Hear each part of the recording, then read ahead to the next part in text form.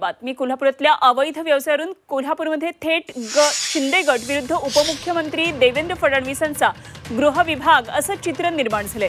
Police प्रशासन अवैध व्यवसायाला खतपाणी घालत असल्याचा गंभीर आरोप करत शिंदे गटाने राज्य नियोजन मंडळाचे कार्यकारी अध्यक्ष राजेश क्षीरसागर यांच्या मार्गदर्शनाखाली शहरामध्ये आंदोलनाचा हत्यार उगारलाय। तर दुसरीकडे कोल्हापुरातल्या क्राईम रेट कमी झालाय असा दावा कोल्हापूर पोलीस अधीक्षक महेंद्र पंडित यांनी केलाय। त्यामुळे शिंदे गट पोलीस प्रशासनाविरोधात उभा राहिलाय। दरम्यान महिला आघाडीच्या वतीने आज पुन्हा एकदा कोल्हापूर पोलीस अधीक्षक महेंद्र पंडित यांना अवैध व्यवसायाविरोधात कारवाई करण्याचं निवेदन दिलं जाणार आहे। महिनाभर त्या ठिकाणी वेशांचा सुळसुळाट झाला होता। अनेक वेळा संबंधित अधिकाऱ्यांना सांगण्यात आलं होतं, आम्हाला नागरिकांनी पाठवलेले फोटो पाठवत होतो, पण गेल्या काही दिवसांमध्ये भगिनींच्या तक्रारी देखील आमच्याकडे आल्या की आम्हाला तिकडून फिरणं देखील आता मुश्किल व्हायला लागलेलं आहे।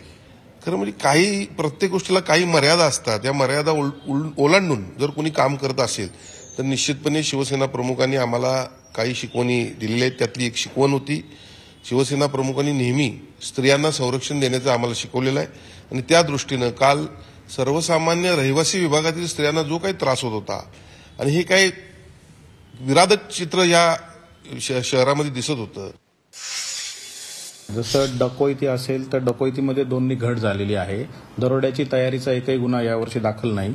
जबरी चोरी आहे, त्यामध्ये चेन स्नॅचिंग आहे, त्यामध्ये मागच्या वर्षी या कालावधीमध्ये एकूण 57 गुन्हे दाखल होते, यावर्षी 28 गुन्हे दाखल आहे। जवळपास 29 गुन्ह्यांची घट जबरी चोरी या सदराखाली आहे, घट झालेली आहे।